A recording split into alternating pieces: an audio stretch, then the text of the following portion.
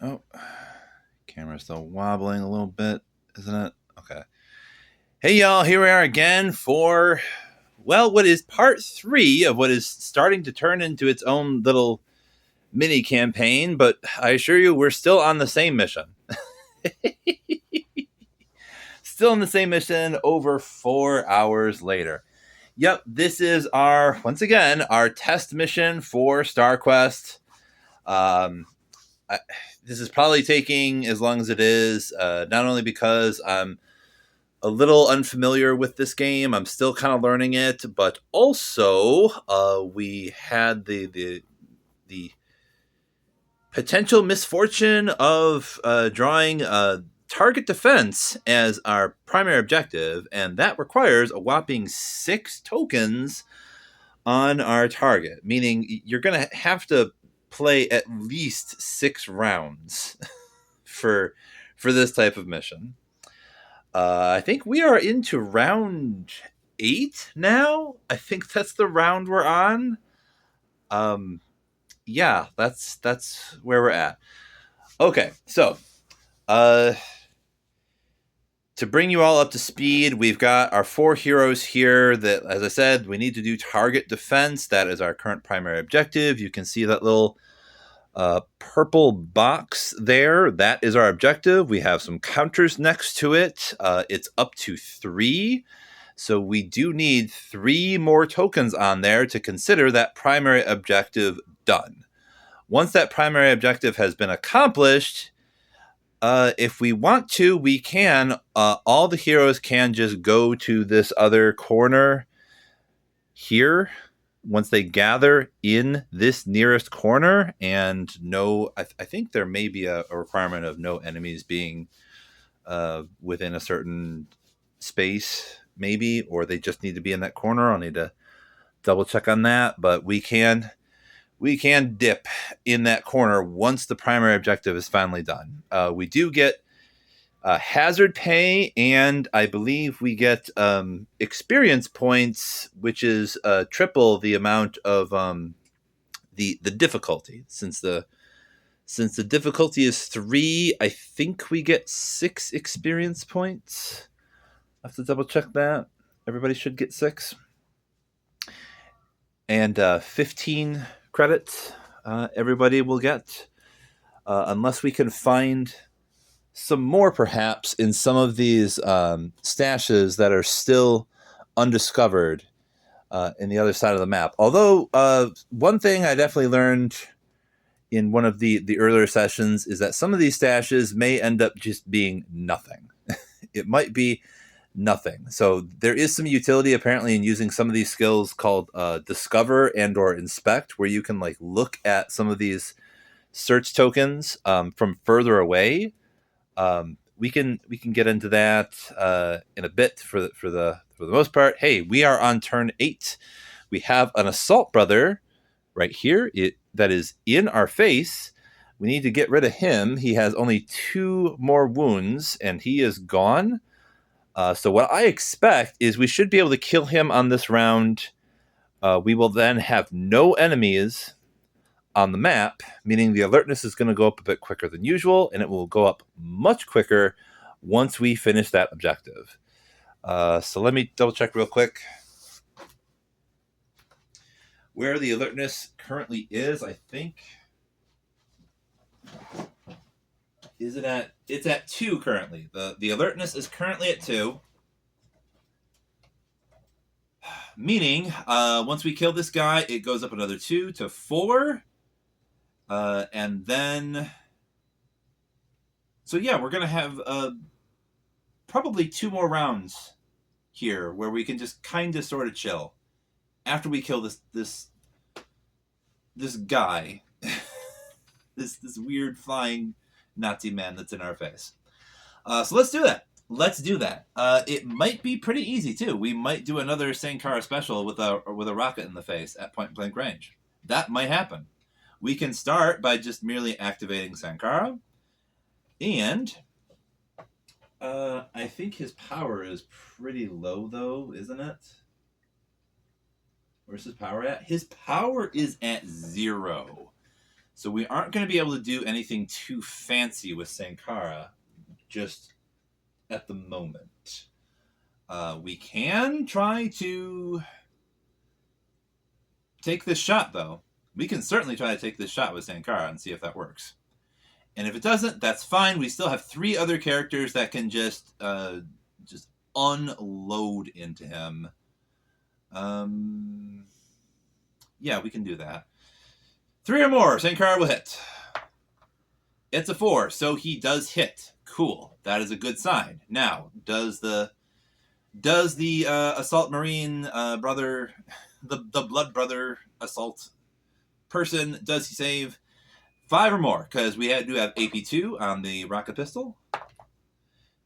Okay, so he gets a 2, so he does not save, therefore dead. We blowed him up in a big old shower of guts and armor and stuff. Just boom, he dead.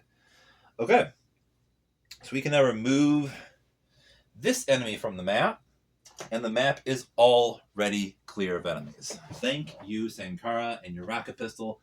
I am really starting to like this rocket pistol. You might be able to tell. Yeah, I definitely intended to give something like a rocket pistol. I'm probably gonna load people up with more things like that with high AP, deadly 3 type stuff, since we are going up against these battle brothers that have a very high defense value. And of course, since they have a very high defense value and they all have 3 wounds, they are tough to take down. So that rocket pistol, yes, it does really come in handy. We're going to destroy the Marine. Cool. So that was his primary action. Is there like a skill action that Sankara could do?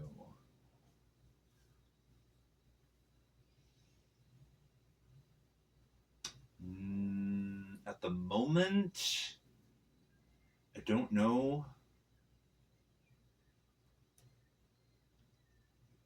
Not really at the moment. Not really. We might as well just end his turn for now. It's fine. We'll get rid of this little wound thing. All right. This little flag represents the center of the map. Cool. Sankara has been activated. We have 3 other heroes that can do things. Probably what we mostly need to focus on is... Yeah, there's really only 2 other search tokens way over here on the other side of the map. I'm thinking we probably don't want to worry about them right now. We probably want to primarily concern ourselves with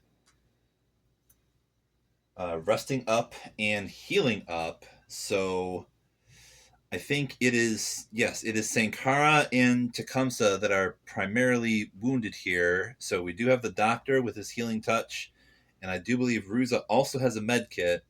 So we could do both of those things right now, and depending upon how low Tecumseh's power is, we might have him rest. And Sankara definitely needs to rest next turn as well. Tecumseh's power is down to 2. So we could say that he will just rest for this turn. Yeah, I think that would be best. We'll say that he rests for the turn. So he gets back up to 4 power. Okay, so we activate him. And then we also activate the doctor so that he can do his healing touch thing on 3 or more. Okay, he gets a 1. So that means we have to remove 1 of the doctor's power, which is fine. He is way up there at 8, so we can remove 1 of those so that we can do a second roll to see how many wounds he can give back to Sankara. And that's a 3, so that's 2. So Sankara will gain 2 wounds back. He is slightly healed. Going back down to 5 wounds. All right. So now we can activate Ruza, she can walk over here, and that's her action. And then for her skill action, she can use that med kit that she has. And I can also take a look at that teleport kit to find out what the heck that does while I'm at it. Use a skill action, then remove. The hero may be placed anywhere within 6 inches. Oh, that's a little underwhelming. The teleport kit, I really thought that allowed you to just put them anywhere on the map. It basically just gives you a free advance move. That's all it does. But that's, I guess that's fine. Because really, considering the fact that they already have Gorilla, they can already do like a free 6-inch move after an attack. If you use the teleport kit on top of that, that is an additional free 6 inches that you can also move. So that could still come in handy.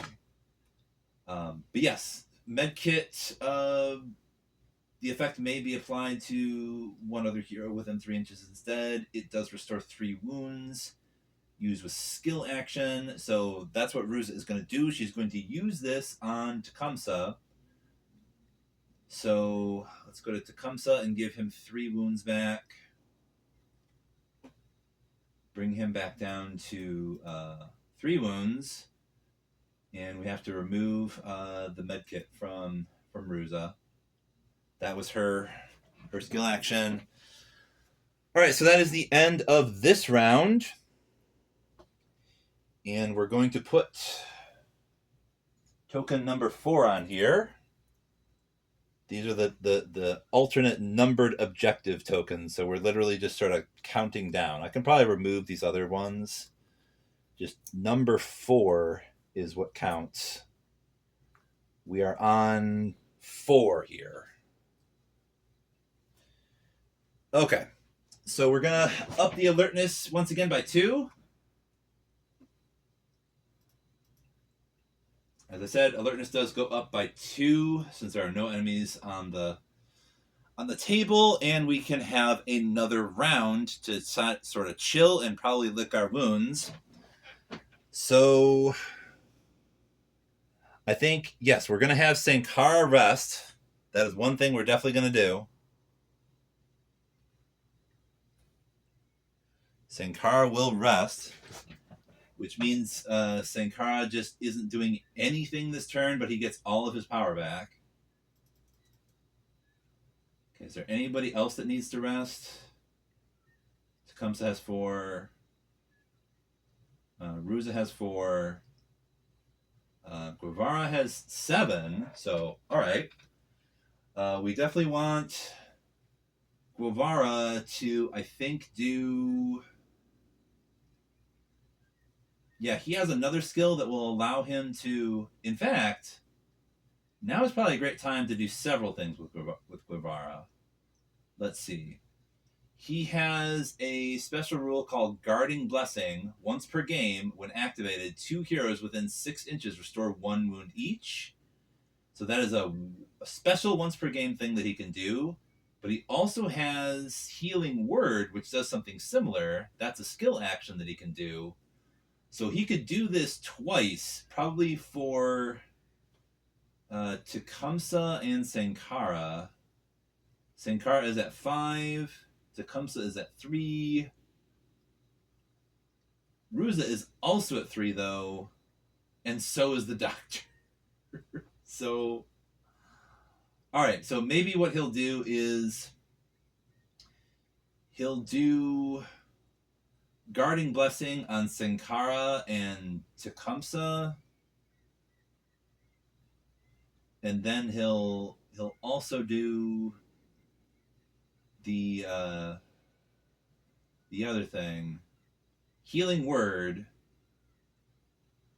on Ruza and once again Sankara, because Sankara has like 5 wounds. All right, so we'll take care of that right now. Sankara rested. The Doctor is going to do this. So first of all, Guarding Blessing, we're gonna cross that off, since that's like a sort of special rule. It's a thing that just happens. We don't have to roll for that. but it is going to allow us to take 1 wound off of 2 people within 6 inches. So we can take 1 wound off of Sankara and 1 wound off of Tecumseh. Okay.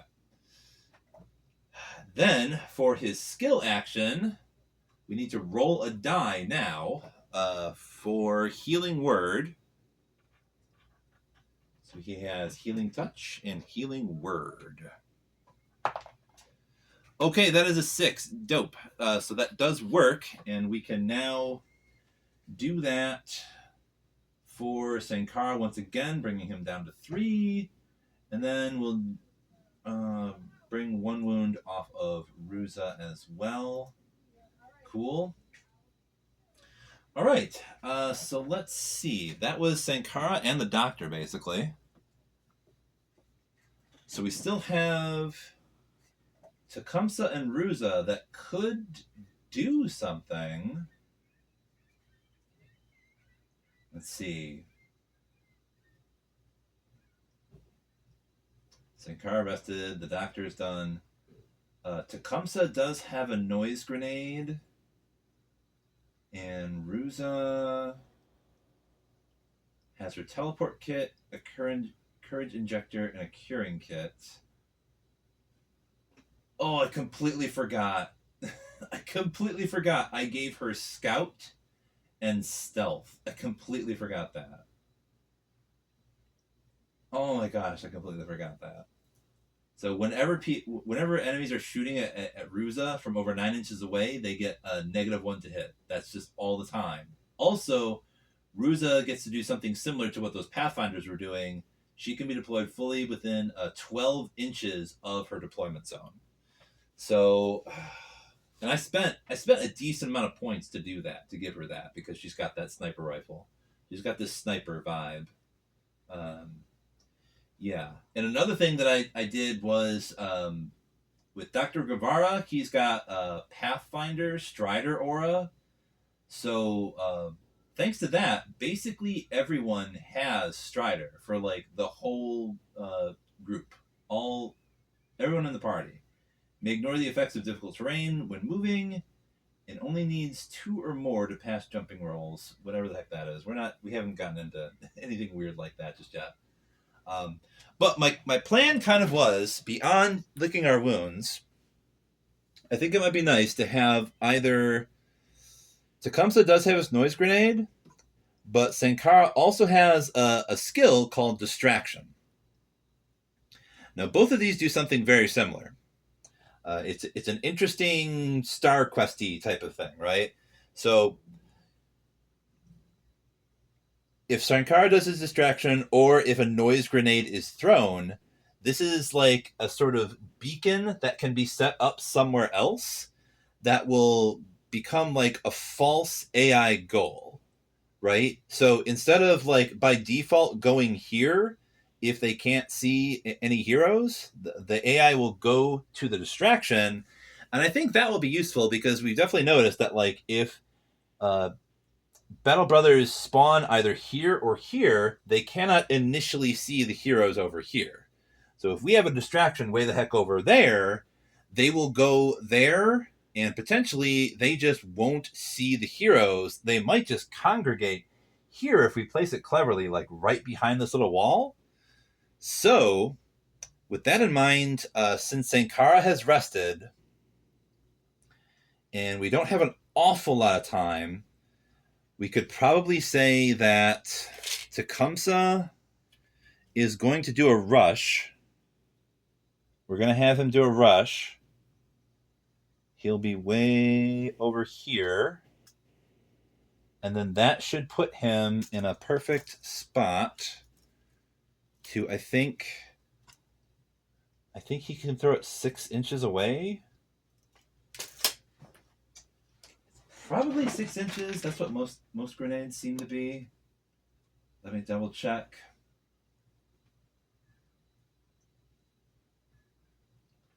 Noise grenade. Use a skill action, then remove. Place 1 noise marker within 12 inches. Okay, cool. Enemies treat the nearest marker as the AI goal. Remove the marker at the end of 3 rounds. Or when an enemy moves within 1 inch. Oh, okay, okay. All right. So it doesn't just distract them for like for a certain amount of time. It's more like they will move in that direction, but once they actually like get to it, they'll just be like, "Hey, this is just a stone. There's nothing here actually. Somebody just threw a stone or a little noise emitting device," and then they'll ignore that and go back to the other objective that they actually do know about. They will realize that they have been tricked, basically. But uh, since we know it's 12 inches, we could at least temporarily distract anybody that spawns over here by just tossing like putting a little boom marker over here. And then maybe putting the little 3 marker on top of it to remind ourselves, yes, we've got like 3 rounds before it goes away if the enemies don't discover it before then. So, okay, we can do that right now, actually. He did this, but he can also do the skill action, which is to set up that boom over there. So we will just put this little 3 right over here, just tuck it in this corner. So that way, anybody that spawns here or here is basically going to have to move over there. They're going to have to waste their turn checking that thing out. That will give us at least 1 round of maybe some of the enemies going over that way rather than just coming right over here to mess with us. Okay, so that is cool.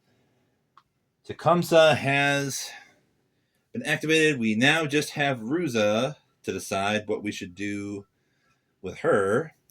And honestly, I don't really know. I'm not sure there is anything for her to do technically right now. I mean, she could also rush, maybe.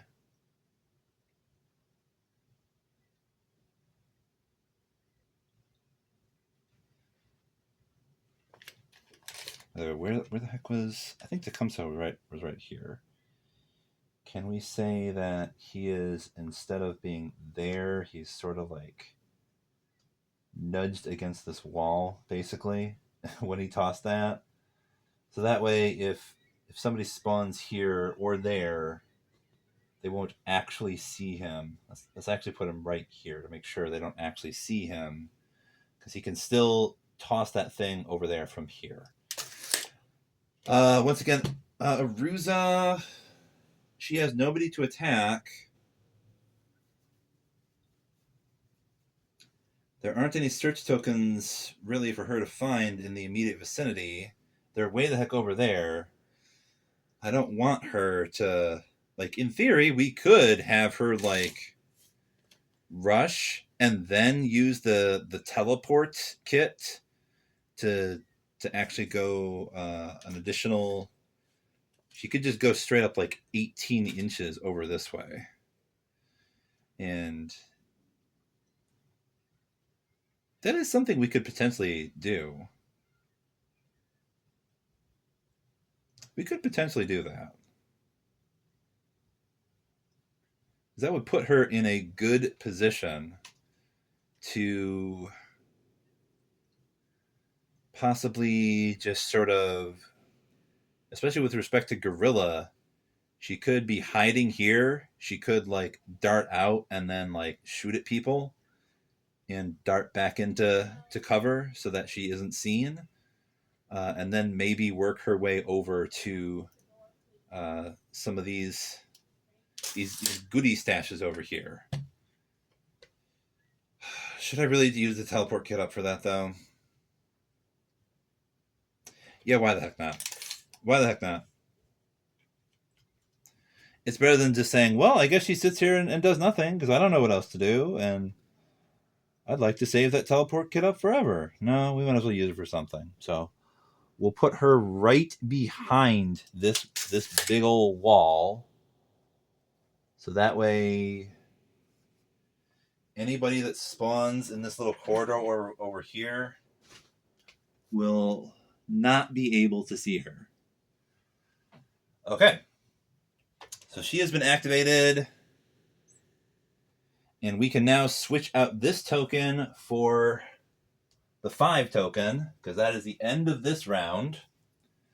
So we now just need one more token on this, and we are good. Ruza has been activated. So this round is done.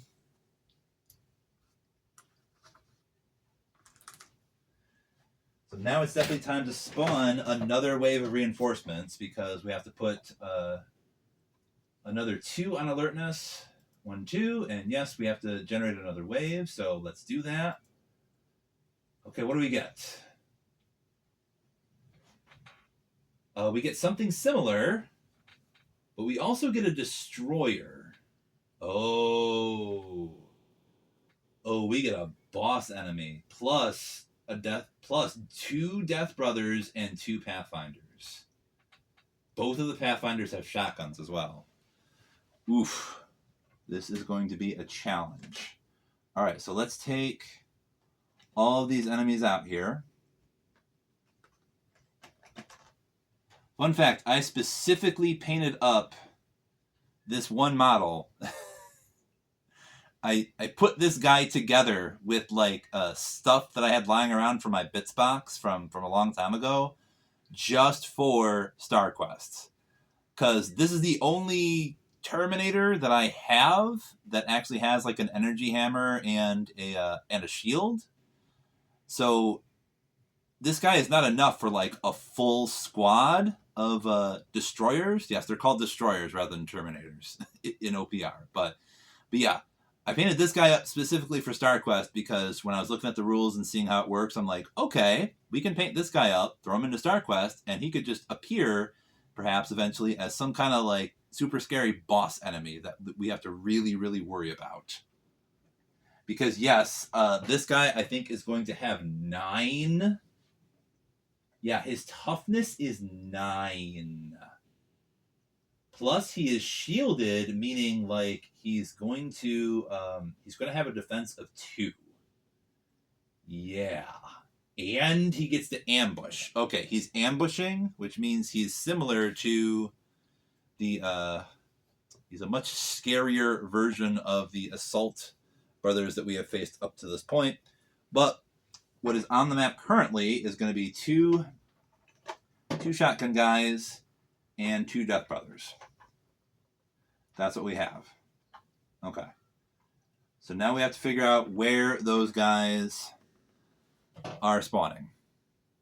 So we're going to roll once for each one to see which quarter they spawn in. Now, since we have Pathfinders here, they can move 12 inches. They can be deployed 12 inches from wherever it is they spawn. So let's do the 2 Death Brothers first to make this easy. 4. Okay, so we have 1 Death Brother, I think, right around the corner over here. Boom. Right there. Where's the other Death Brother? It's 1. Okay, let me check enemy deployment.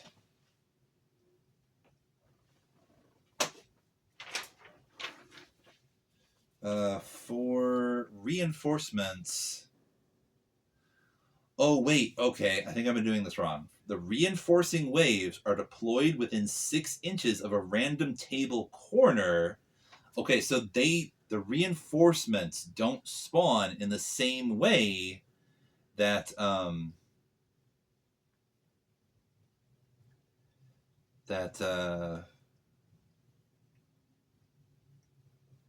the sentries do.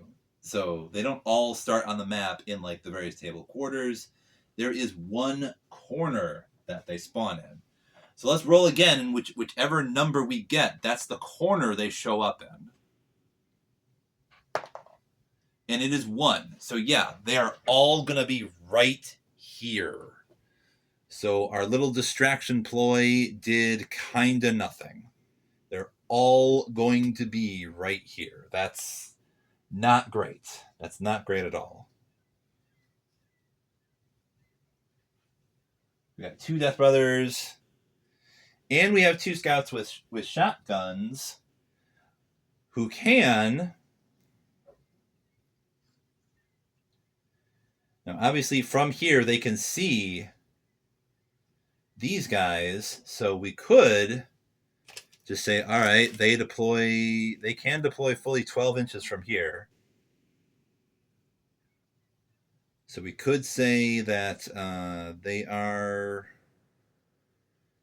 basically right behind. They show up right behind these 2 guys over here. The Doctor and Sankara. That's where they are.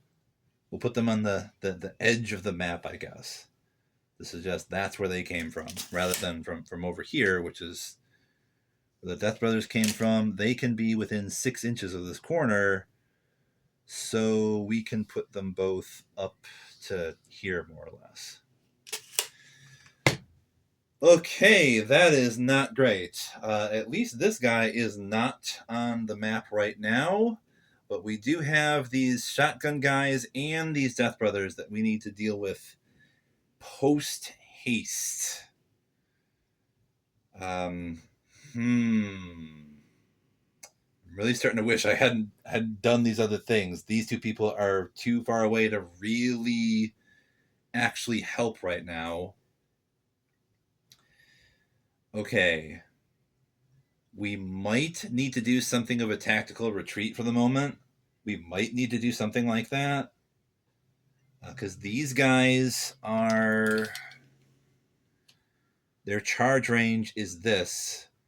So these 2 heroes may want to just back the heck up and maybe do some shooting against these shotgun guys. The shotgun guys are just probably going to shoot, whereas these guys are going to charge, and we don't want them to.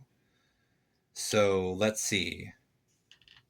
With that in mind, we could just try to have everybody do shooting against the shotgun guys, just back up, just sort of group over here more or less, and then we can deal with the Death Brothers next turn. And sure, we're not going to get our final marker just yet, but we can get it once we deal with these people. So, first of all, let's do a scurry with Sankara. Now, if we do just an advance with the Doctor, we can get him all the way up to there. All right. I think we might want Ruza to do Vengeful Might. Now, her rifle has a very long range, so she can totally shoot from there. She doesn't technically need to move. And we can guerrilla her after she shoots. So we definitely wouldn't need to do an advance for her to be able to shoot at these shotgun guys. She could just shoot from there and do a guerrilla.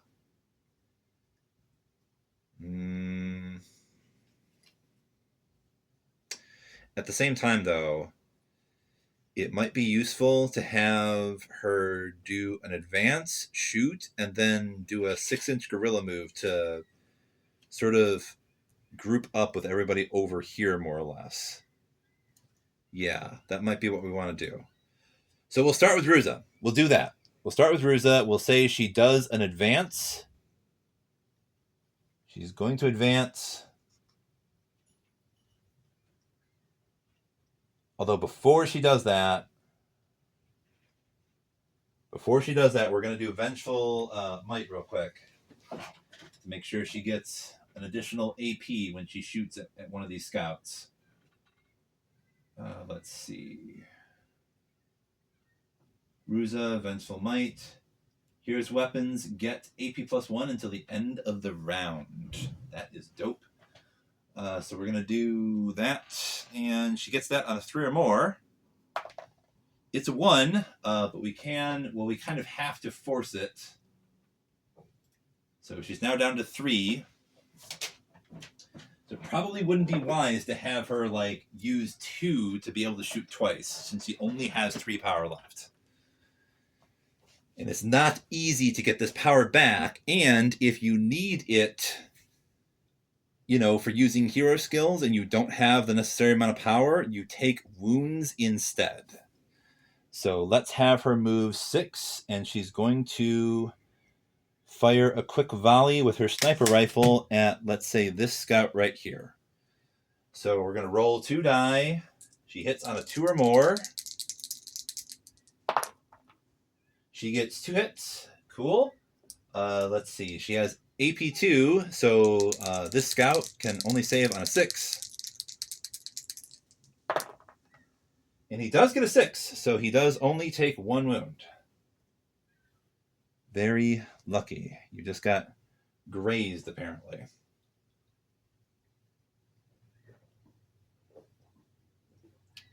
All right, so that is Ruza for now. We can do... Let's see, if the doctor goes here, do we want Ruza to do a gorilla so that she's like right here?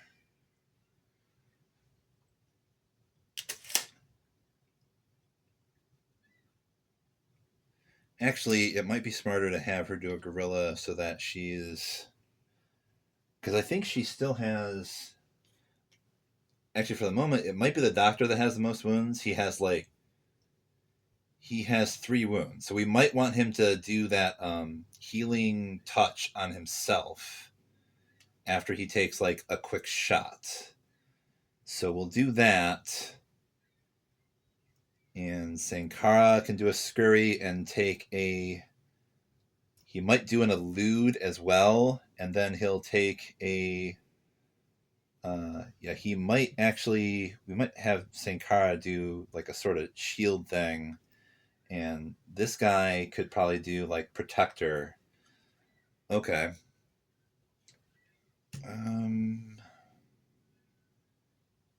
Let's have Ruza gorilla her way into this little corner so that she can't be seen for the moment. That's her gorilla move after taking her shot. Okay, so saying we're going to have the doctor do an advance. So that will put him up here. And he can do a gorilla as well after he shoots, to maybe put himself out of harm's way over here. And maybe it would be best for everybody to get here so that the enemies can't actually see us. And then, if they can't see us, we don't get shot at all. They will just go straight up to that distraction that we put up there. That's what they will do. They won't go here. So maybe the distraction will still be a good thing, perhaps. Let's try to work it that way. The bruiser right there. Yeah, these guys cannot see her at all. I mean, like the tip of her gun is coming out. I'm gonna say they can't see her though. Okay, so the doctor, he did an advance. We're gonna have him shoot, but then we're also gonna have him do healing touch. So he's gonna be shooting at this guy. We're gonna try to focus on him to take him down with the carbine, 3 or more. Great. Oh. Yeah, there's 2 misses, 1 hit. So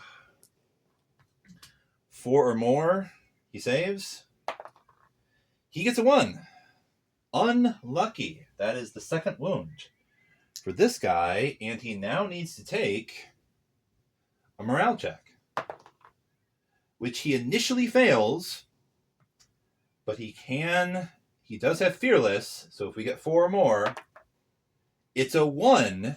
So for the first time, we saw one of the Blood Brothers actually fail a morale check, meaning this model is effectively stunned in place. So can't move, can't do anything, has to be idle for this round. That means we can probably just focus on this guy instead. All right. So we also need to do healing word for the good doctor. Does he? Yes, he gets 4, so he gets that. How many wounds can he heal off of himself? That's a 1, so he can only take 1 wound. That brings him down to 2, which is fine. That means he's where pretty much everybody else is at. He's at 2 wounds. I think pretty much everybody has 2 wounds at the moment.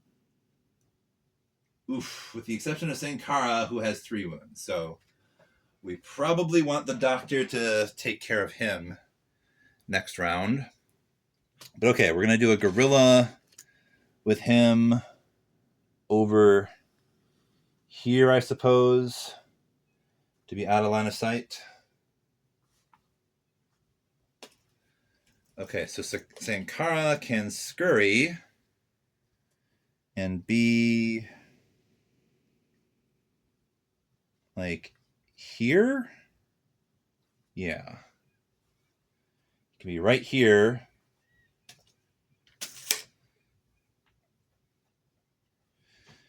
And then I suppose we could have him shoot from here and then do a gorilla over here to be potentially out of sight.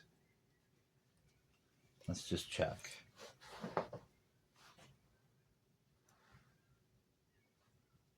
We put him here.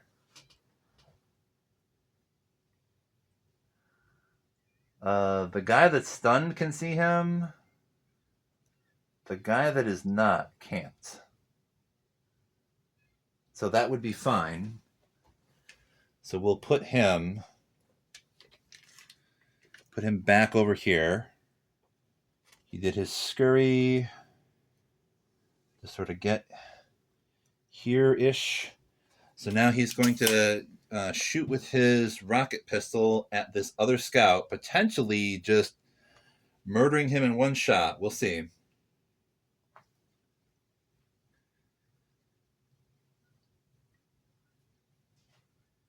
Three or more. 6, he hits. Okay. Shooting at this guy. It's AP2, so he only saves on a 6. He gets a 1. He does not save, and he does not have regeneration, so this scout is blown up immediately. Did I mention earlier that I love this rocket pistol? That scout is gone already. Oh, these shotguns didn't get to fire once, y'all. I like that. Okay, so 1 Blood Pathfinder is gone already. Cool. So now we can do...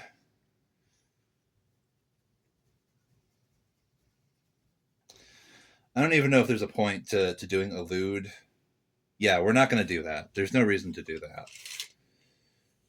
So we're just going to have him go over here to be out of line of sight.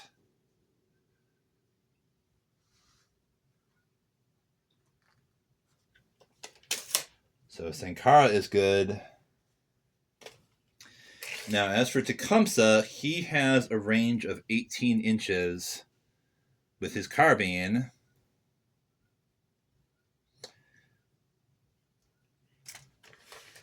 What we may want to do with him...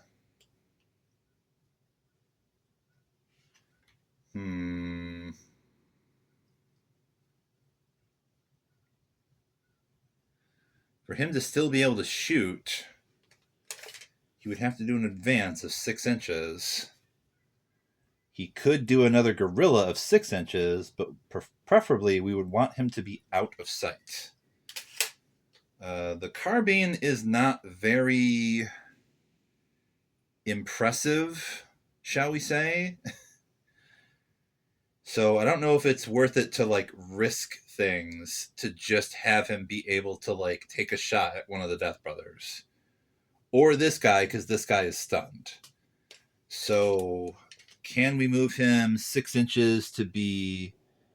I think we can move him 6 inches to be right here, which would mean he should be able to take a shot at this guy to potentially just remove him entirely. Yeah, let's try that. I know in theory he can't really do anything this round anyway, but we might as well just take a shot if we're going to be here anyhow. So we move him up here,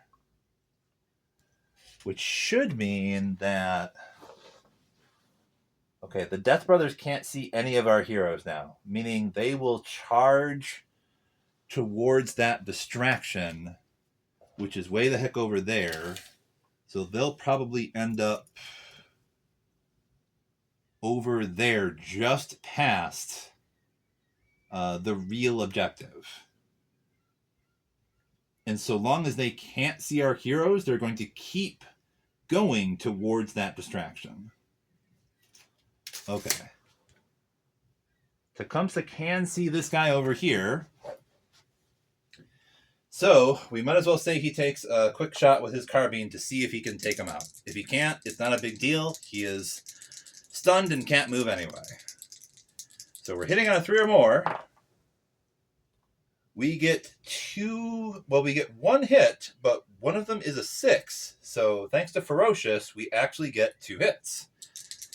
So there's no AP on that, so the Pathfinder can save on a 4 or more. But if he fails one of those, he is just straight up dead.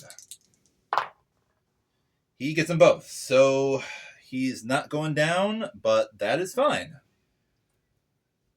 Because he is the only Blood Brother so far to actually fail a morale test. So he is just basically pinned in place. All right, so like I said, Tecumseh is now activated, and the Blood Brothers, not seeing anybody, charge recklessly past the actual objective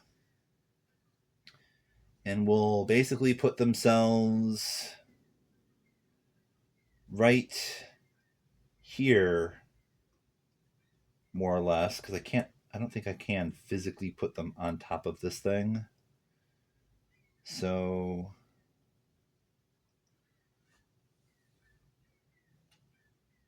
yeah, they're both just making a beeline for the noise grenade that Tecumseh threw over there.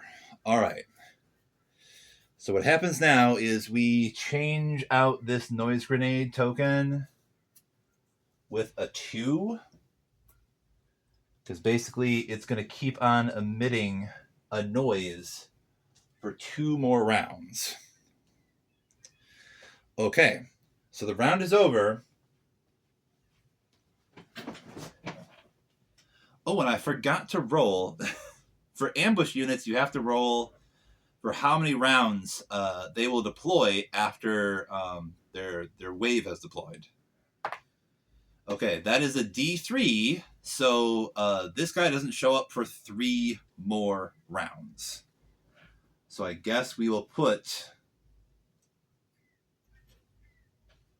I honestly don't even know what round it is, so we'll just put a little 3 marker next to him, so I can remind myself. He is showing up in 3, well, let's say 2 rounds now, because it's been 1 round. It has been 1 round. And we unfortunately don't have... Hold the phone. I think I have some other number tokens around here that I could use.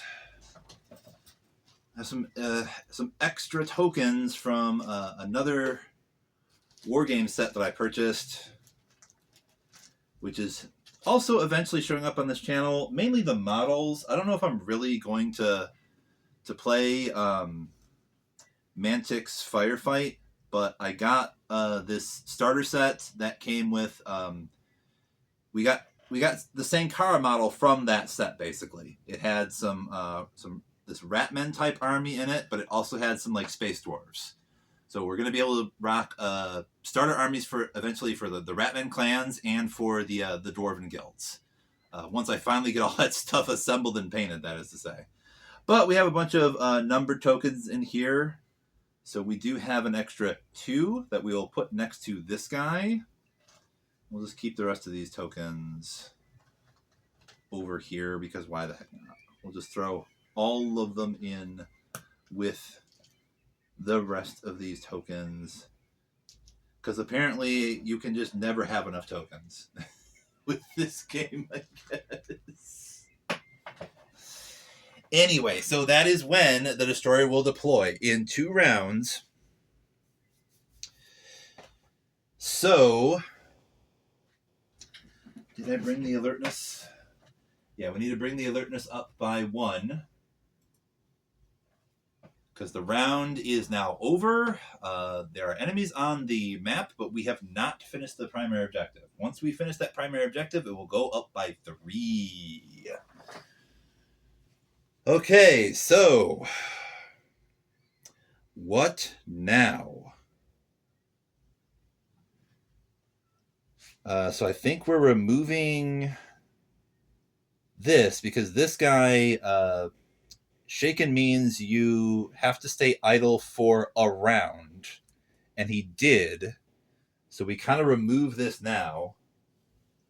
So if we don't kill him now, he could potentially become a threat. So what we could do is, once again, an easy decision perhaps is to have Ruza do Vengeful Might again. She could do an advance, pop out, shoot at him, take him out, and then guerrilla back in here so that the Death Brothers still have no idea where our heroes are. Could do that. What would also be exceptionally funny is if she did that and Sankara did a scurry and shot at them, one of them with his rocket pistol, and then guerrillaed back, and they would still have no idea that we're here. I'm liking this. I'm liking this plan so far. Let's do that. Okay, so we're going to start with Ruza. She's going to do a basic advance out here. She's going to slide over to the side so that she can take a shot with her sniper rifle. Basically a point-blank shot for a sniper rifle. You would think that like this would reduce her effectiveness with it or something, but nope, she still benefits from precise. We're also going to say that before she did that, she did a Vengeful Might skill action. How you doing, Harry? That is a 2. So she did not pass that. So we are going to have to force it by taking away 1 of her power. So she is now down to 2, but it does work. And so she will get AP plus 1. Her shots will be AP 2. She hits on a 2 or more. She's shooting at the scout. Okay, so that's a 6 and a 2. She hits on a 2 or more. Okay, so that's 2 hits. So the scout saves on a 6. Anything less than boxcars, and he dead. Okay, he saves once, but he also gets a 1. So Ruza just domes this Pathfinder, and he is out of the game. Okay, we remove the wounds and the Pathfinder model. And we're going to take that enemy out of the wave. Okay. All right.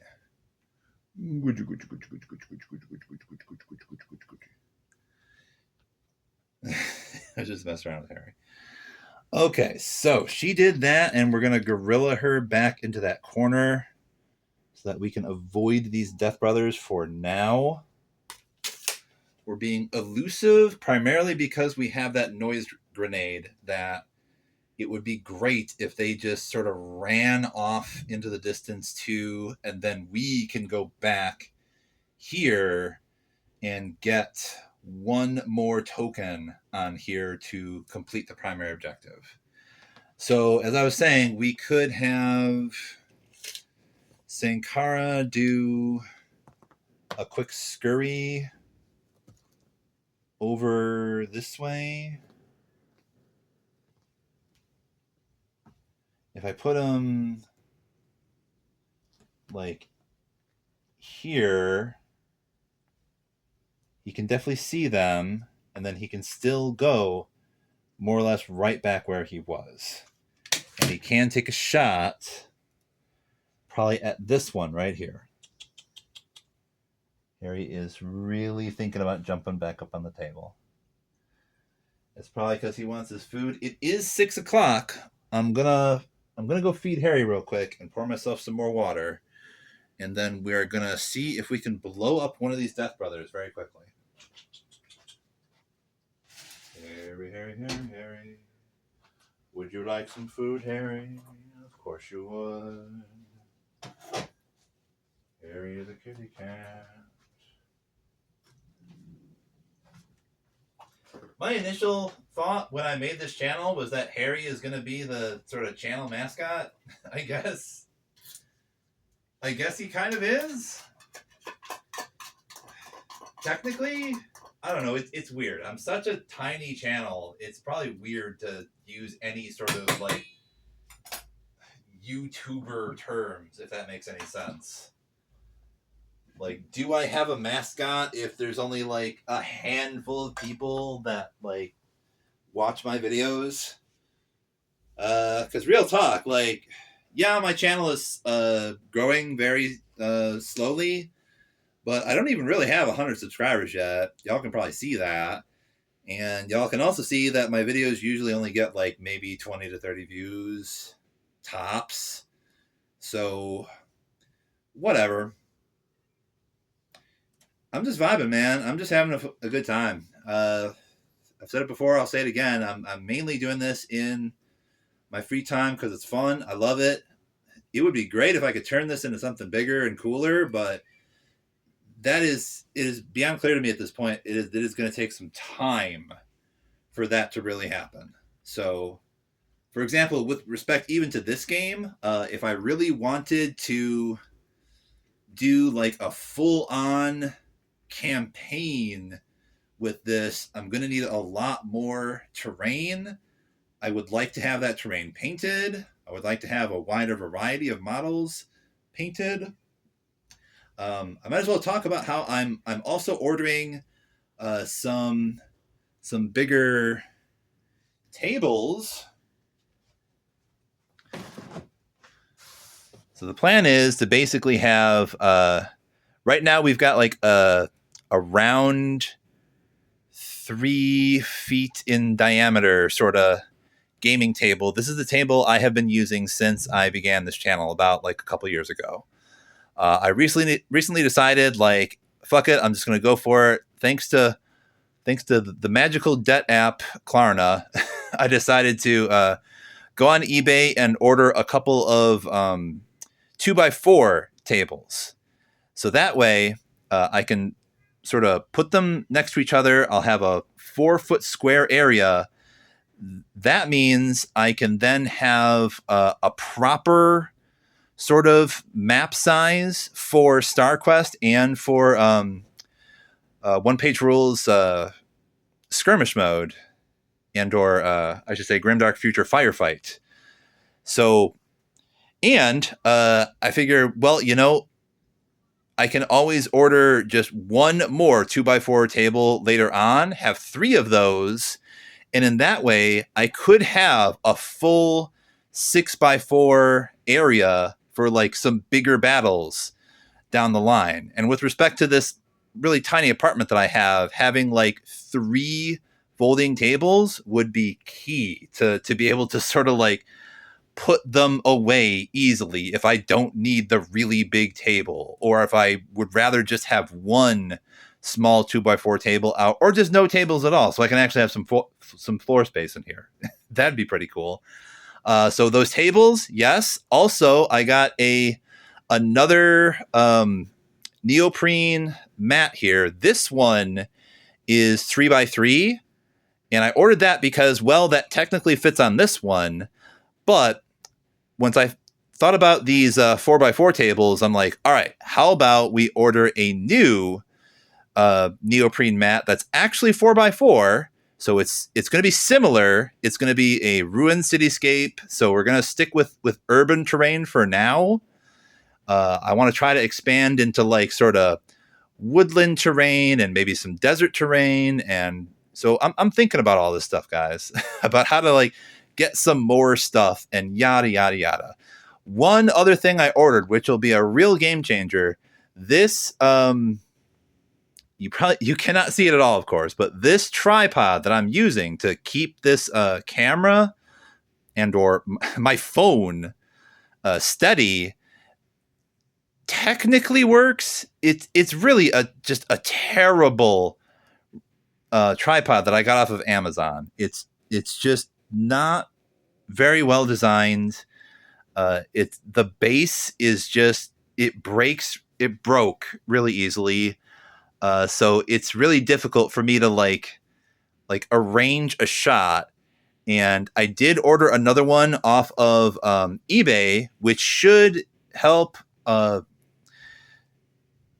for making some much better content, because it's like an actual real tripod with like some metal, some much sturdier looking metal legs. So it should be much easier to just sort of pick that thing up and move it around the table. So that way we shouldn't have that problem I was having with the beginning of this series, where like there was action all the way over on the other side of the table, but I'm so paranoid about moving this thing. I can usually just do one sort of fixed angle shot, and I just do my best to not touch the damn thing or move it at all. So it would be nice to not have to worry about that so much, to be able to just pick the damn thing up and move it around if we want a slightly better angle as the game sort of evolves, right? So we're going to have that too. So expect all that stuff coming down the road. Water. Harry, you ate half your stuff already. Okay, that's cool. Let's get some water. Did I mention I have ADHD, by the way?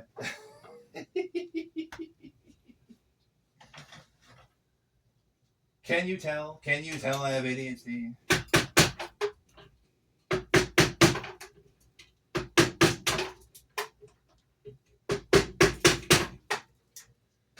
Okay. Also discovered a basic editing program called Lossless Cut that I am probably going to be putting on my laptop sometime soon. So maybe I can do some basic video editing, so that way, like, instead of having like a bunch of really super long awkward videos, I can probably sort of do some basic editing to cut out some of the dead air, just sort of trim it a little bit. That might be cool. We'll see. My laptop, the the reason I didn't put out the initial episode for this was because my laptop it didn't seem to do like basic video editing very well. It struggled with this one weird like WebM converter uh, program. I'm using Linux, by the way. So I don't know. We'll see. We'll see. I'm just spitballing here. Some basic video editing would be great, but at the same time, like, I'm aware that like to really do some real video editing, you kind of need like some decent hardware to be able to handle that. And I don't know if my laptop can currently do that. I might need to finally get around to fixing my actual computer that I spent an awful lot of money on, and I hope will work again someday. That'd be cool.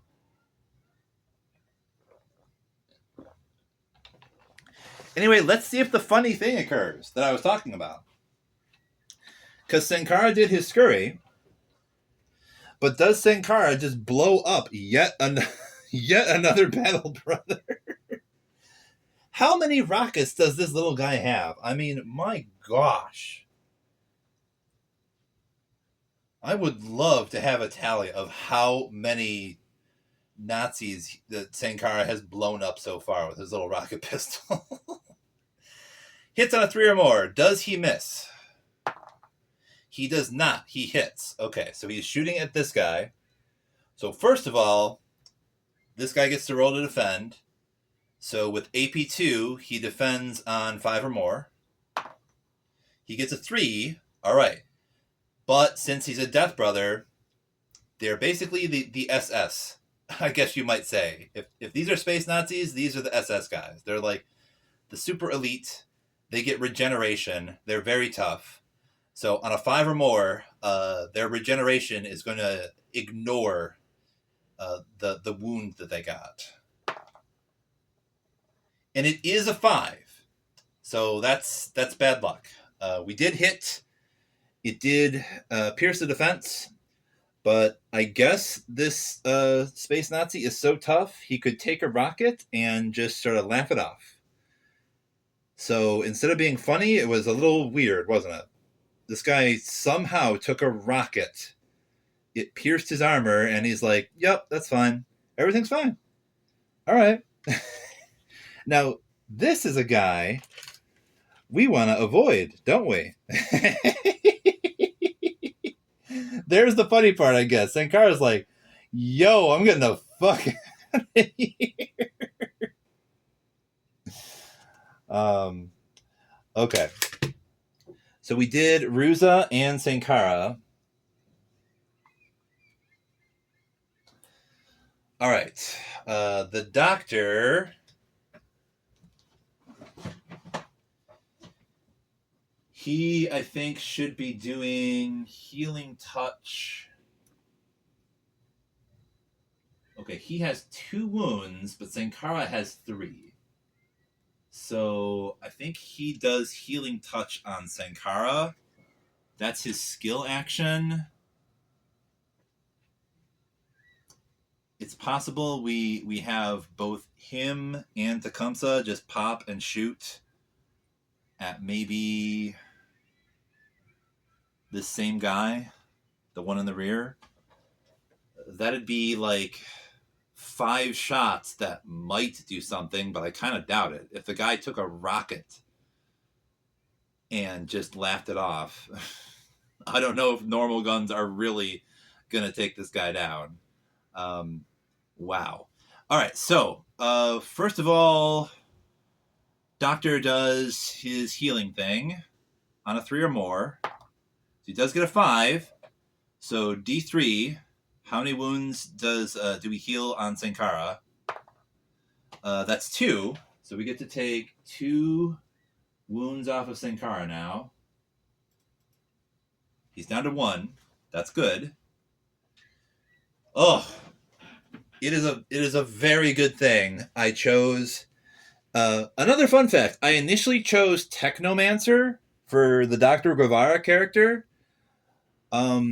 I'm glad I switched that to Guardian because I guess I figured, like, well, look, if this is basically a sci-fi RPG, we probably should have a healing person because I'm very new to like all this RPG type stuff.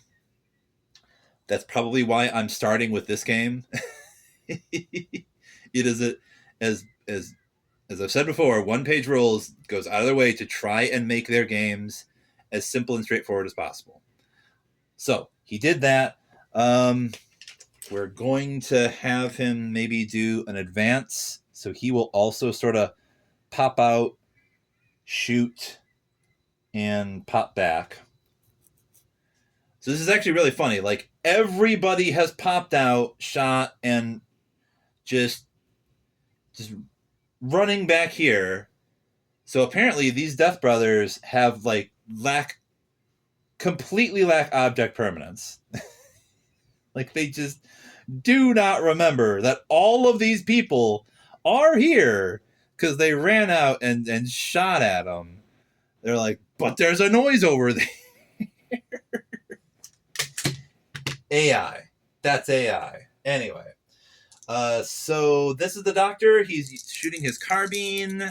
It's 3 attacks at a 3 or more. No AP. This is probably going to just do a whole lot of plinking off of this guy. We'll see. We'll see. So that is 1 hit. Not very lucky. 1 hit. Saves on a 3 or more. Gets a 2. So does not save. What about regeneration, though? Gets a 1. So the Death Brother here does take 1 wound. We have 1 wound on this Death Brother now. Okay. So now we are going to guerrilla back.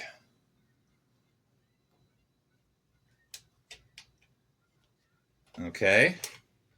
And I think Tecumseh is going to do something similar. He's going to like pop out over here so that with his carbine, he can take a quick pot shot at this guy right here. So he can roll 2 die, hitting on a 3 or more.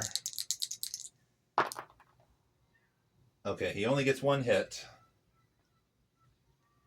So saves on a 3 or more. Saves. All right, so that did nothing. So we're popping back. I don't think there are any skill actions that we want Tecumseh to do. That was probably it for him.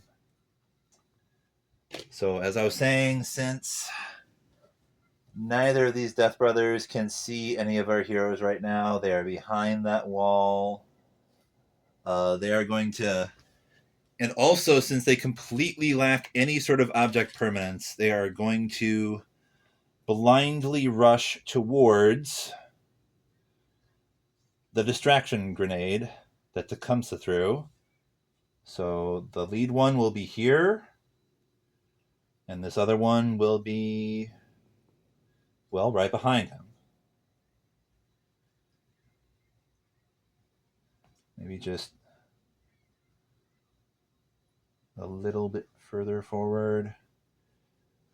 That's the way you're supposed to move models in this game, by the way. They have some helpful illustrations to let you know that like you measure from the edge of the base, and then you move the model to like the very edge of your ruler here. So the model base should not go beyond that to try and ensure that they move exactly how much they are supposed to move.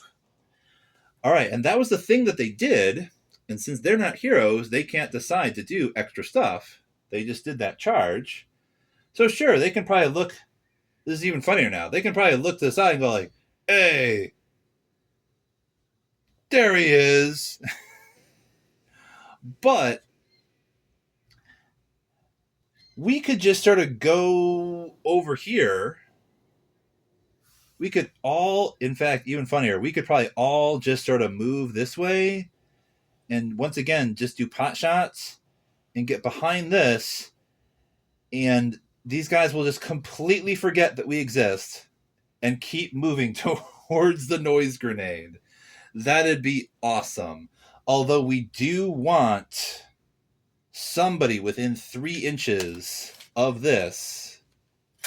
So where is that? If somebody could just be like here, I guess, then it's possible they still won't be able to see that person. We'll figure it out. But actually, that person has to remain there by the end of the turn for us to be able to get another marker. But hey, we only need 1 marker. We only need 1 more marker, and then we're good. We're just going to get that anyway, really. It doesn't matter if these guys come back this way. We were going to get this round.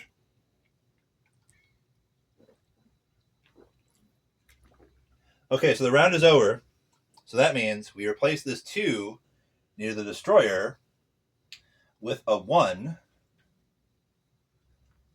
So the destroyer will be coming in 1 round. We add another alertness. Alertness is 2 now. Okay.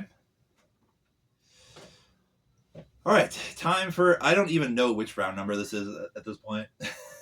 Completely lost track. Let's see here. And where are we time-wise? Are we almost at 2 hours again already?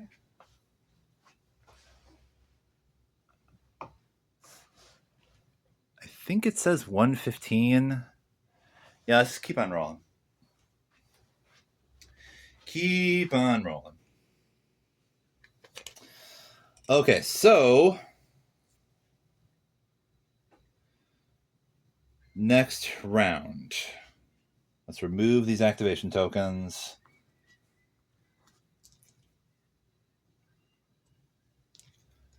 We're going to try to figure out a way for everyone to be able to sort of dart out, take a shot, and then dart back in. Well, also, we want somebody to be within 3 inches of here. So probably we'll have Sankara do a scurry. He can go, let's see, 4 inches and be here. And then I guess maybe another 4 inches and be here.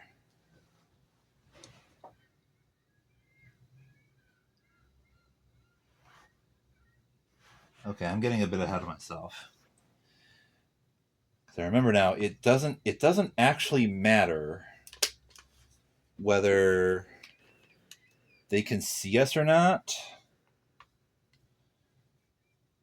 because we just need to sort of, I think even if they charged back this way, oh gosh, yes, if they charge back this way, we don't get this by the end of the round. So we either completely eliminate them now, or we just hide for a turn. I mean, I suppose if we all hide behind this, we just dart out, shoot, and then hide behind this, they can't see us, and then they run over here, and then at the next round, when this guy shows up, he'll be showing up somewhere. Hopefully he won't be showing up near this. Ugh. I would like to be able to just get this round. But basically, if they do see us and we're near this, they're going to come right back where they came from. They're going to be right here, and we don't get this. So we probably want to be hidden so that they actually have to get over here. We're actually replacing this also with a 1. We have 1 more round of this noise grenade as well. This noise grenade will sort of be gone by the end of the round anyway. So yeah, let's do. What should we do? I think first of all, we want Ruza to maybe pop out real quick. She's going to do Vengeful Might. She'll do a couple pot shots, probably at this guy, and then Gorilla back. So Vengeful Might. What do you have there, Harry? He's got to die. He loves stealing dice. Let's see, 3 or more. Okay, it's a 2. We have to take 1 more power from Ruza. I think she's at 2. She's down to 1 now. Okay. But she does get AP2 now. So we're going to slide her over here so that she can shoot at that 1 Death Brother real quick.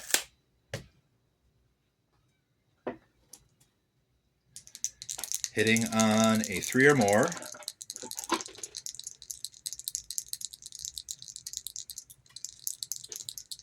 Two or more, actually. and we do get one miss, but we do get one hit. So that's AP2. He saves on a 5. Does not save. Does regeneration save him, though? No. So this is wound 2 for this Death Brother, who now has to take a quick morale check. 3 or more will pass. Passed. Okay. So he's good. So we're just going to have Ruza dart back where she was, thanks to Gorilla. Boom. She is good for now. I guess we're going to have Sankara dart out real quick. He'll just do like a quick regular old move out here so that he can shoot at these two guys. I think I'm going to have him shoot at this guy, because it'd be kind of a waste with his deadly 3 if he shot at this guy. Because it's always possible that Tecumseh and the doctor are able to take out that guy with 1 wound. So let's see. Sankara hits on a 3 or more. Gets a 4, so he hits. AP2, so the Death Brother can save on a 5 or more. Gets a 5, so he's good. All right, so that is unfortunate. The rocket just kind of bounced off, I guess. That is some very impressive armor they got there. All right, so we're going to move Sankara back this way thanks to Gorilla. He is good. We're going to have the doctor probably start with just like his usual healing that he's probably going to do to like either himself or perhaps Ruza. He'll do Ruza. That's the kind of guy he is. He prefers healing others to himself. So 3 or more. It's a 2, so we have to take one of the doctor's power away. He's only down to 6, though, so he still has plenty of power, unlike the other characters. Now we roll D3 to see how many wounds he can heal from Ruza. That's a 2, so we only heal 1 wound from Ruza. But that's still 1 wound that gets healed. She is down to 1 wound now. And now the doctor can sort of pop out,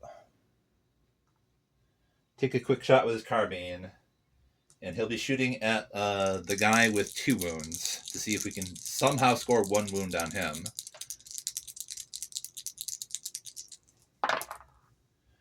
We do get 3 hits, so the Death Brother now needs to make 3 saves of 5 or more. Well, 3 or more. And yes, he does. He makes 3 saves, so he's fine. Well, all right. So, yes, the doctor pops back in here. We put an activation token next to him.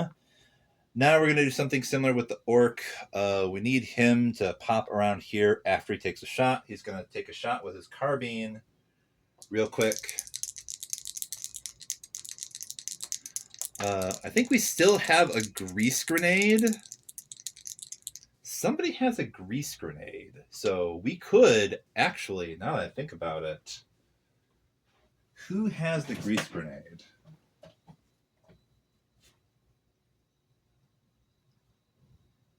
I only just thought about that. We could have used the grease grenade to basically sort of create a small, difficult terrain area around those Death Brothers so that they would only be able to move like 6 inches. And they wouldn't be able to make it back to the... Okay, it's Sankara that has the grease grenade.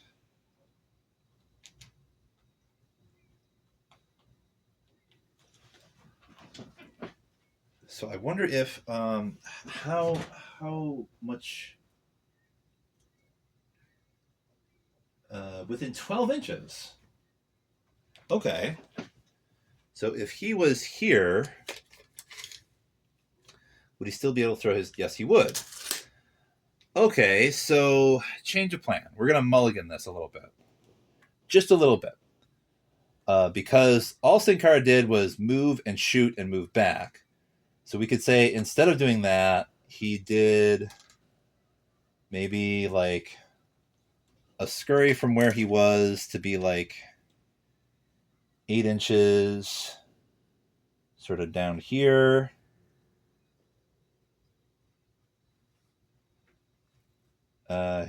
He would not have been able to hit with his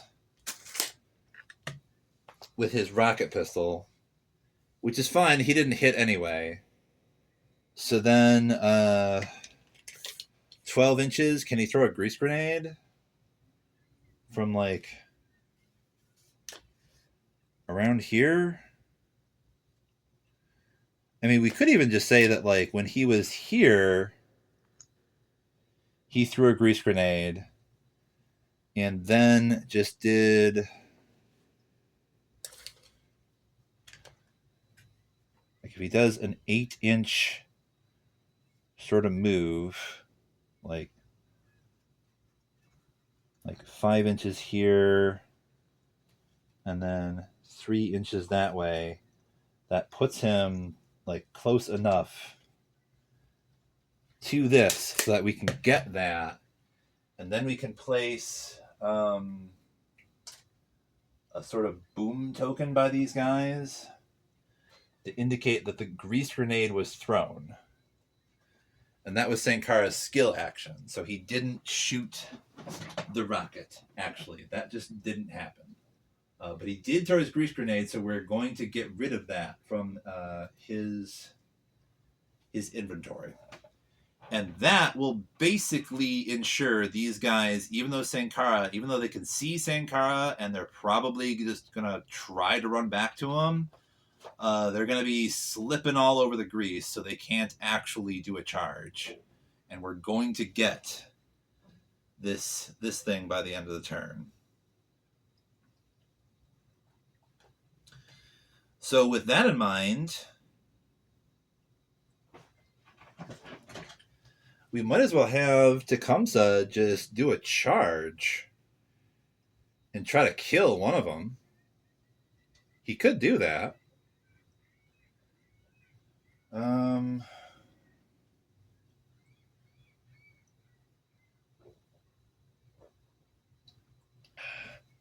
We could have him try to do rage so that he hits on a 2 or more.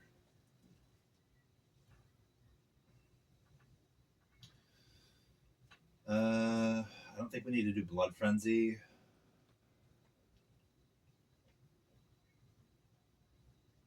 I think I'd rather have him do Protector, actually. We're going to have him do Protector really quickly, and he's going to charge that other guy to try and get 1 wound on him and take him out. And then he'll do Gorilla to move 6 inches away so that he might be just out of range from the other Death Brother, who cannot actually charge thanks to the Grease Grenade. So this should actually work out pretty good. So first of all right, we get a 1, so we're going to have to, let's see, we're going to have to remove 1 power from Tecumseh, but he will get defense +1.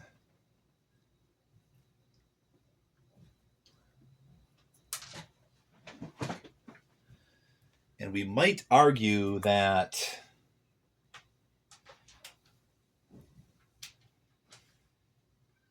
that it's weird. These AI Death Brothers do have pistols, but the rules just state like they kind of have to do whichever attack is going to be doing more damage. And that's definitely going to be with their heavy close combat weapon. So anyway, Tecumseh can charge. He does have +1 for his defense now, which is kind of key actually, because the Death Brother is going to be able to hit back if we don't kill him in the first volley. So we're going to roll 2 die to see Tecumseh luck out once again and get another 6. That'd be great. No, he does not. He gets 2 1s. Oh gosh. That was terrible.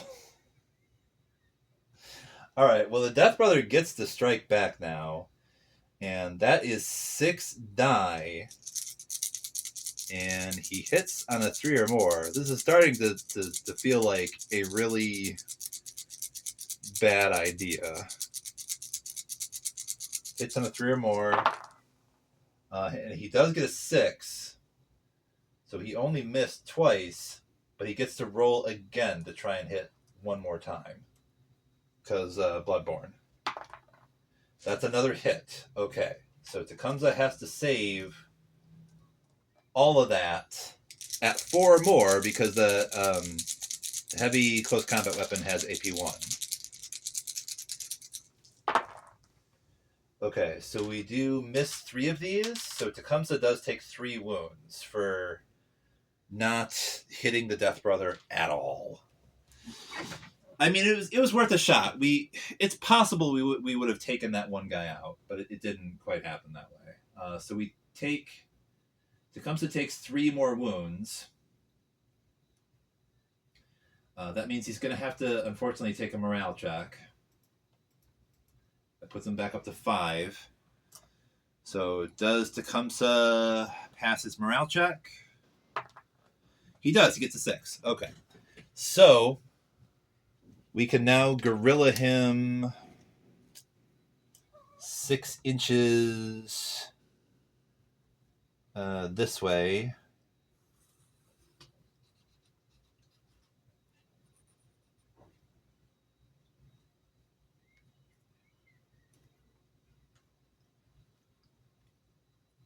Okay. And that means he is just out of range of these 2 Death Brothers here, because they can, thanks to the grease grenade, they can only move 6 inches. And if they move here, they are not going to be within 3 inches of this, and we get that. Okay. So that's what happens. They both turn around and say, what the heck?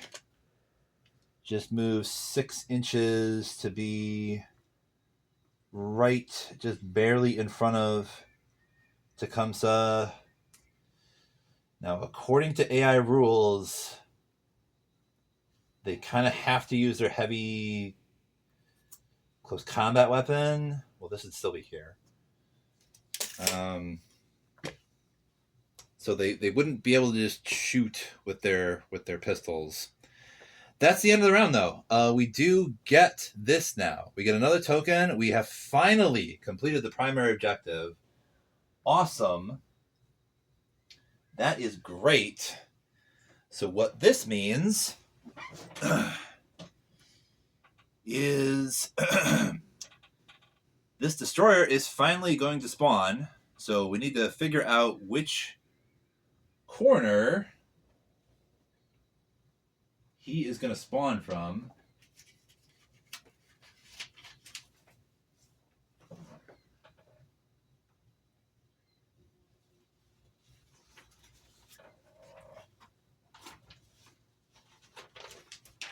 Let's see.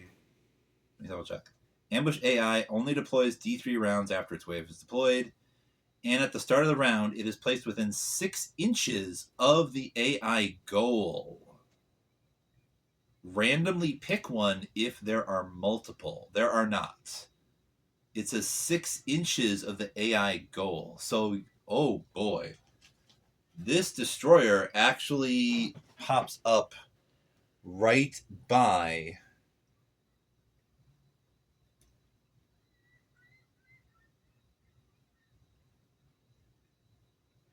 Well, here's what actually has to happen. Since we just got this, at the end of the round, we got this. So what we need to do is up the alertness by 3 for having completed the primary objective. So that puts us at 5, which means another wave isn't going to spawn just yet. But we do get to figure out now what the secondary objective might be and try to figure out whether we would want to try and do that or not. Let's see. Secondary objective. Oh, I also completely forgot. We were supposed to be doing random effects for each wave of enemies that spawns in. We did not do that. I'm going to do one really quickly, just for the heck of it, just for this current wave that we're facing. So the white die is going to be the first numeral. We have a 3 and a 6. 36 is terrifying quakes. All heroes and enemies get -1 to morale test rolls until the next event. Okay. Terrifying quakes. Yeah, so with the random events, as I said, you're supposed to do it at the beginning of the game when you spawn the sentries, and then you're supposed to do another random event whenever a new wave of reinforcements spawns. Yep.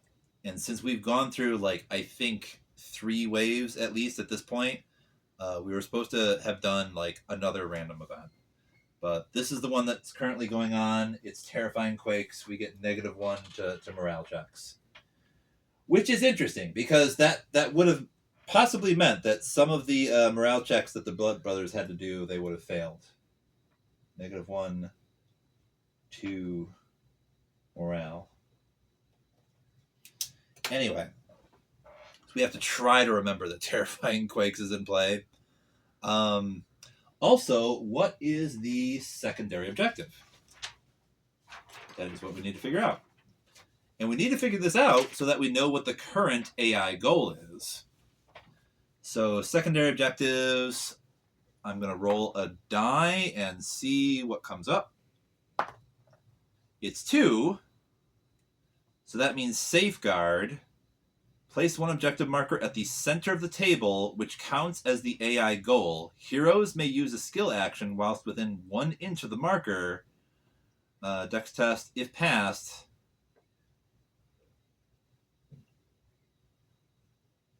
Yeah, we're not doing this.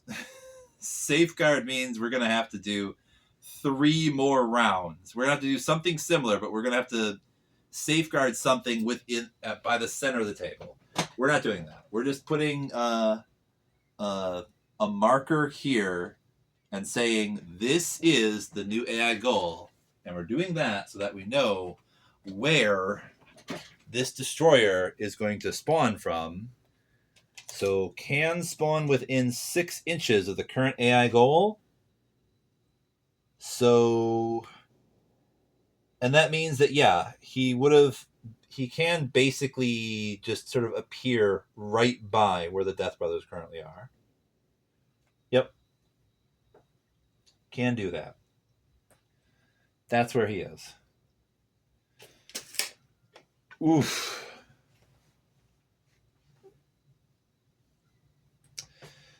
Well, so what we need to do now is book it and get the heck out of Dodge, really. We all need to get to the nearest table corner. So let's try to figure out how to do that. How can we do that without engaging these scary guys over here?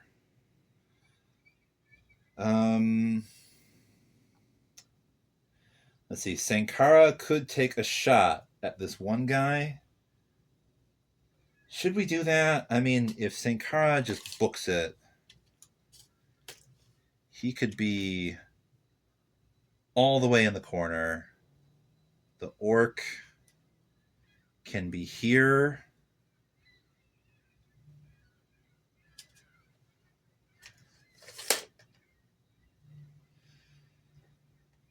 These two over here, they're going to take a little bit longer to get over this way.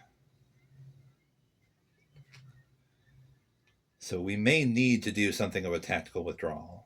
Like Sankara could shoot and try to take out one of these Death Brothers, this guy right here.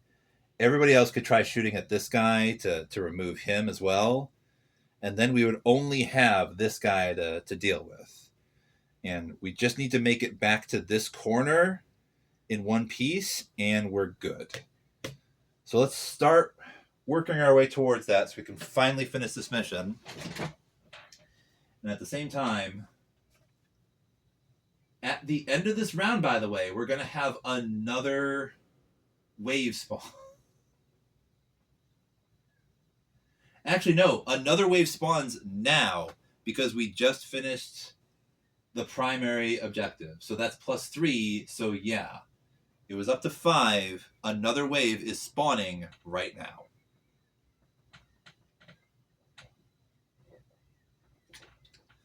The heat is really on, y'all. So we put up alertness. We have to spawn another wave. So the next wave is... we have to figure out which corner they spawn from. It better not be 1. It's 2. So they spawn way over here in this corner. Okay, what do we have? We've got... we got the guy with the heavy machine gun. Guy with a heavy machine gun. We have 2 Pathfinders with pistols.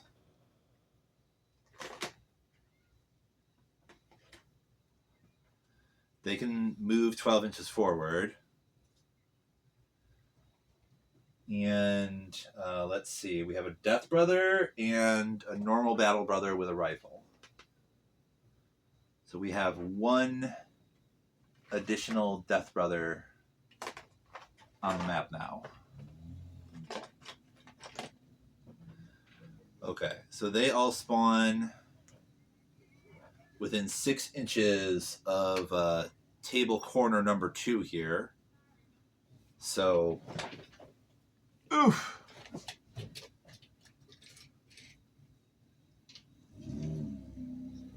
I guess we put them here more or less. These 3 guys will all be here. And we get to measure 12 inches from here, and that's where we put these 2 guys. They get to spawn a little bit further ahead since they're Pathfinders. Okay, so these guys over here are going to be working their way towards, if they can't see us, they're going to be working their way towards the AI goal, which is in the center of the table. And we need to get to this corner. I also need to look real quickly at, to try to remind myself, where's the rewards section again? Rewards.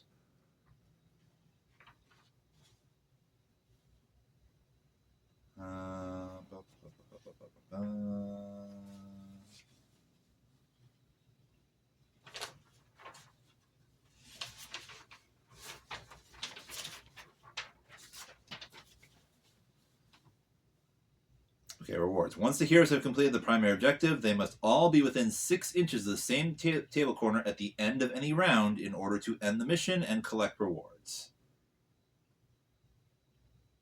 Okay, so it doesn't say anything about like whether there are enemies close to us or not. Just all heroes need to be within 6 inches of a table corner. So I don't know. Instead of going to this one, it might make more sense for everybody to just book it up this way. It might make more sense. Because with respect to the fact that these guys are here, if they can't really see beyond this wall, then they might just wander over to like the AI goal. So yeah. Let's say Sankara does... he could try doing...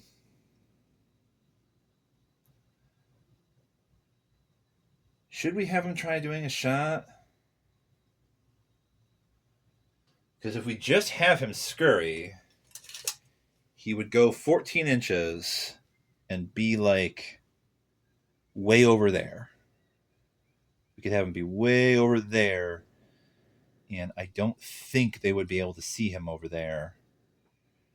Or if he takes a shot, he can only do like a regular 6-inch gorilla move, which would only put him here.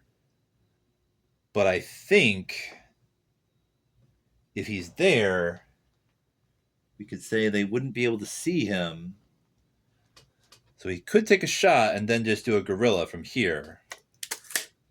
Maybe take one of them out.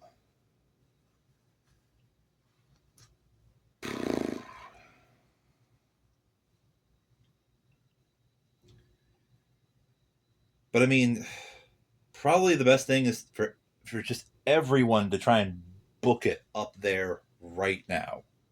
Like right now. So we can just finally end this mission. Because if Sankara is not doing shots, we could have him just do a scurry, and we could also have him do an elude, which would mean if somebody can actually shoot at him, it's -1. -1 to hit. These guys cannot see him from there, so they won't be moving towards him. The orc, he could do a rush move where he has to move like 6 inches to get here, and then he can move another 6 inches to basically be right behind Sankara. He could also do Protector. So first of all, we're going to do a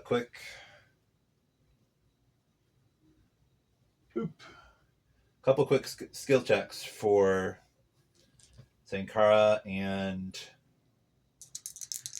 Tecumseh. They need to hit on a 3 or more. The white die is for Sankara. And they both pass. So Sankara has -1 to hit. And Tecumseh has +1 defense. Okay. So let's see. The doctor can move, do a rush. Actually, maybe we'll have Ruza do a rush first. She will do a rush.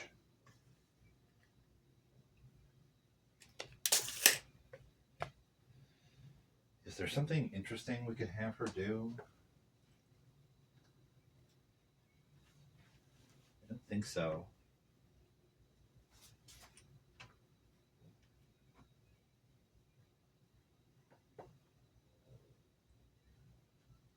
I completely forgot she has Pacify. Pick one enemy within 6 inches, which gets -1 to hit until the end of the round. I completely forgot about that one. It's the complete opposite of like, you got this, gang. I guess it's you don't got this, king. I don't know. We'll just say, yeah, she just rushes. And then the doctor does that too, and he's probably going to heal either himself or Ruza, whoever has more wounds. It might be him.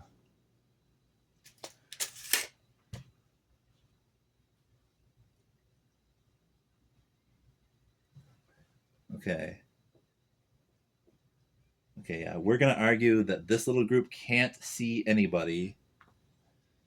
And this group, these groups over here, definitely can't see any of the heroes. So yeah, all enemies are going to move towards the center of the table. That's what's going to happen. So at this point, we can just say the mission is done.